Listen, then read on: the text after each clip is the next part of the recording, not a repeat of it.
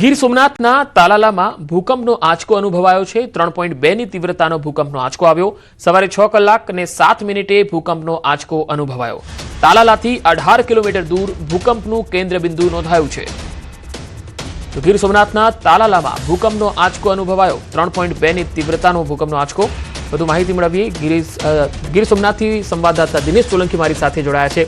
દિનેશ, આજે ભૂકંપનો આંચકો આવ્યો છે એ તાલાલાના કયા કયા વિસ્તારોમાં અનુભવાયો છે અને બાકી જિલ્લાના બીજા તાલુકામાં પણ લોકોએ અનુભવ્યો છે? બિલકુલ પંકજ, જે પ્રમાણે વહેલી સવારે એટલે કે 6 ને 7 મિનિટના ભૂકંપનો બનાવ છે કે જે તાલાળા અને તેમની આસપાસના જે ગ્રામ્ય વિસ્તારો છે કે ત્યાં આગળ 3.2ની તીવ્રતાનો આ ભૂકંપનો જે આંચકો છે તે અનુભવાયો છે। જોકે હાલ જે પ્રમાણે માહિતી પ્રાપ્ત થઈ રહી છે તે પ્રમાણે આ જે ભૂકંપનો આંચકો છે તે માત્ર તાલાળા અને તેમની આસપાસના જે વિસ્તારો છે ત્યાં જ અનુભવાયો છે। અન્ય કોઈ તાલુકાઓ કે ગીર વિસ્તાર છે કે જેમાં અનુભવાયો નથી, પરંતુ આ પ્રકારે વારંવાર જે પ્રમાણે તાલાળા ગીરની અંદર ભૂકંપના આંચકાઓ છે તે અનુભવાઈ રહ્યા છે અને તેમને કારણે ક્યાંક ને ક્યાંક લોકો છે તે સતત ભયભીત રહે છે। પંકજ જી, દિનેશ, આ પહેલા ગીર સોમનાથમાં ક્યારે આવા નાના આંચકા આવેલા છે?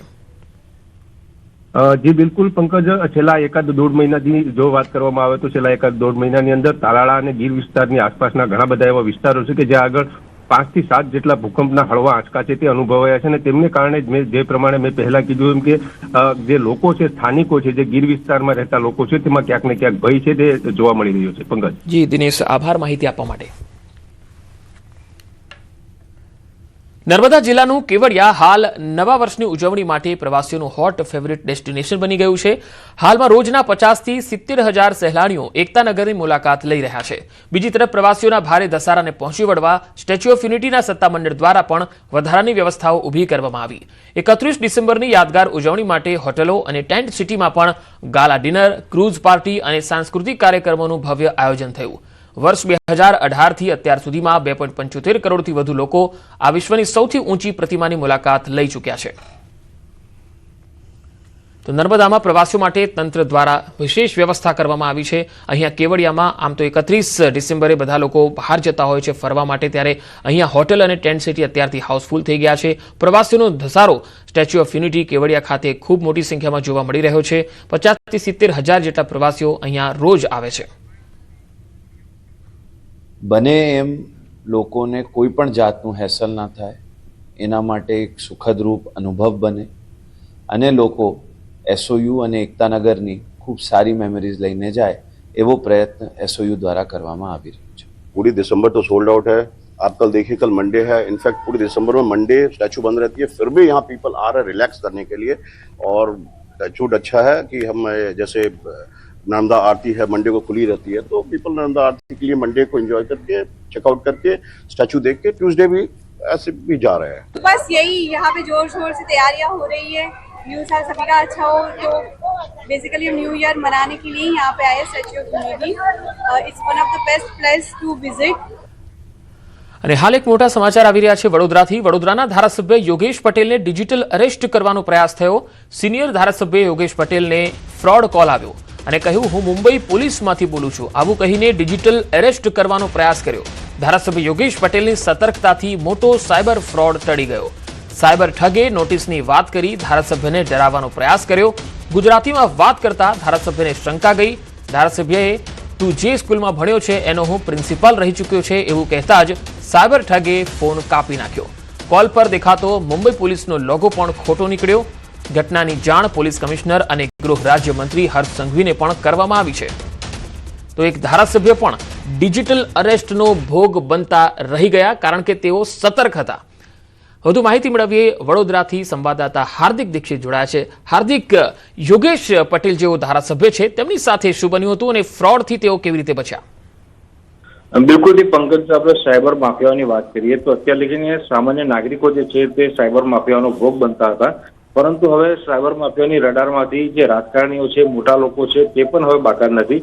યોગેશ પટેલની વાત કરીએ તો રાજ્યના સૌથી સિનિયર ધારાસભ્ય છે અને તેમને એક સાયબર માફિયાએ કોલ કર્યો હતો અને નોટિસ મોકલી છે તેવી વાત કરીને ડરાવવાનો પ્રયત્ન કર્યો હતો। આ ઘટના જે છે તે લગભગ ગઈકાલે 11:27 આસપાસ જ ઘટી હતી. એટલે કે 11:27 સાયબર માફિયાનો ફોન જે છે તે ધારાસભ્ય યોગેશ પટેલ પર આવ્યો હતો, પરંતુ ધારાસભ્ય સતર્ક હતા, એના કારણે તેઓ બચી ગયા. તાત્કાલિક ધોરણે તેમને પોલીસ કમિશનરને જાણ કરી હતી અને ત્યારબાદ રાજ્યના જે નાયબ મુખ્યમંત્રી છે હર્ષભાઈ સંઘવી તેમને પણ જાણ કરી હતી.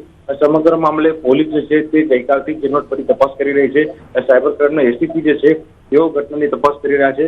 પોલીસ દ્વારા જે વોટ્સઅપ કોલ આવ્યો હતો તેનો જે લોગો હતો તે મુંબઈ પોલીસનો હતો, તે તપાસ કરવાની શરૂઆત કરવામાં આવી. ત્યારે શરૂઆતમાં જાણવા મળ્યું કે આ લોગો જે છે તે નકલી છે. એટલે ચોક્કસથી યોગેશ પટેલ જે છે તે સાયબર માફિયાનો શિકાર બનતા બચી ગયા. પરંતુ આ ઘટના પરથી સામાન્ય નાગરિકોએ પણ શીખવાની જરૂર છે કે કોઈ પણ જાતનો ડિજિટલ અરેસ્ટનું પ્રાવધાન જે છે તે કાયદામાં છે નહીં.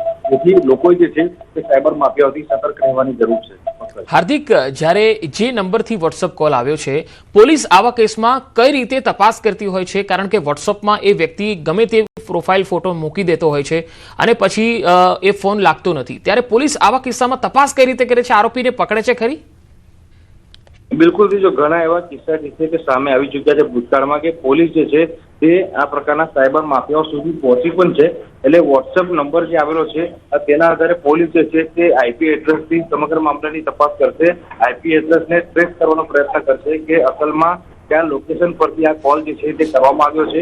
અને સામાન્ય રીતે સાયબર માફિયાઓ જે છે વોટ્સઅપ કોલ અથવા તો પછી ટેલિગ્રામનો ઉપયોગ કરીને સામાન્ય નાગરિકોને પોતાની શિકાર બનાવતા હોય છે. ત્યારે આ કિસ્સામાં પણ સાયબર માફિયાએ વોટ્સઅપ કોલ કર્યો અને ધારાસભ્ય યોગેશ પટેલને આ પોતાની ચાલમાં ફસાવવાનો પ્રયત્ન કર્યો. ત્યારે વોટ્સઅપ નંબરના આધારે પોલીસ જે છે તે અત્યારે તપાસ કરી રહી છે. જી હાર્દિક, આભાર માહિતી આપવા માટે. હવે વાત ચાંદીની કરી લઈએ તો ચાંદીના ભાવમાં ફરીવાર ધરખમ વધારો થયો છે. 1 કિલો ચાંદીના ભાવ 2.5 લાખને પાર પહોંચી ગયા છે. 1 કિલો ચાંદીનો ભાવ 2,52,000 થઈ ગયો છે. ચાંદીના ભાવ 2.5 લાખને પાર થઈ ગયા. 1 કિલો ચાંદીના ભાવમાં આજે 13,000 રૂપિયા જેટલા વધારો થયો છે. 10 ગ્રામ સોનાનો ભાવ 1,41,000ને પાર પહોંચી ગયો છે. સોનું અને ચાંદી ખરીદવું હવે સામાન્ય લોકો માટે તો મુશ્કેલ બની ગયું છે. વધુ માહિતી મેળવીએ. રાજકોટથી સંવાદદાતા હાર્દિક મારી સાથે જોડાયા છે. હાર્દિક, હાલમાં જે ચાંદીનો ભાવ છે તેની પાછળના શું કારણો છે અને ઝવેરીઓ શું કહી રહ્યા છે? તેનાથી ગ્રાહકોના વધારો થયો છે કે ઘટાડો થયો છે માંગમાં? ચોક્કસથી પંકજ, જે ચાંદીમાં છે તે આજે બજાર ખુલતાની સાથે જ 13,000 રૂપિયા જેટલો વધારો થયો છે. હાલ જે ચાંદી છે તે 2,52,000 ને પાર પહોંચ્યું છે. ન્યૂઝ 18 ગુજરાતી દ્વારા ગઈ 22 ડિસેમ્બરે આ જે શક્યતા છે તે વ્યક્ત કરવામાં આવી હતી કે ચાંદી છે તે 2.5 લાખ ને પાર પહોંચશે. ત્યારે આજે ફરી એક વખત જે છે ન્યૂઝ 18 ગુજરાતી તે કોમ્યુનિટી ન્યૂઝમાં વખત અગ્રેસર રહ્યું છે. ખાસ કરીને આજના જે ભાવ વધ્યા છે, ભાવ વધવા પાછળના જે વૈશ્વિક કારણો સૌથી મોટા જવાબદાર છે, જેમાં ડોલર સામે જે રૂપિયો નબળો પડી રહ્યો છે. આ ઉપરાંત જે ઇન્ડસ્ટ્રીયલ વિસ્તાર જે જગ્યા છે તેમાં પણ ચાંદીનો ઉપયોગ છે તે વધ્યો છે. આ સિવાયના અનેક વૈશ્વિક કારણો એવા જવાબદાર છે કે જેના કારણે ચાંદીના ભાવ વધ્યા છે અને હજુ આગામી દિવસોમાં પણ આ તેજી છે તે યથાવત રહેવું જે છે ઝવેરીઓ કહી રહ્યા છે. ખાસ કરીને રાજકોટની ચાંદી બજાર છે તે દેશભરમાં વખણાય છે. અહીંની જે ચાંદીના દાગીના છે તે દેશના અલગ અલગ રાજ્યોમાં જતા હોય છે. ત્યારે ક્યાંક ચાંદીના ભાવ વધતા ગ્રાહકો પણ ઘટ્યા છે અને ક્યાંક ચાંદી બજારમાં પણ ક્યાંક અત્યારે મંદી જેવો માહોલ જોવા મળી રહ્યો છે. જી હાર્દિક, આભાર માહિતી આપવા માટે. તો ચાંદીનો ભાવ જે રીતે વધી રહ્યો છે ખૂબ જ મુશ્કેલ થઈ ગયું છે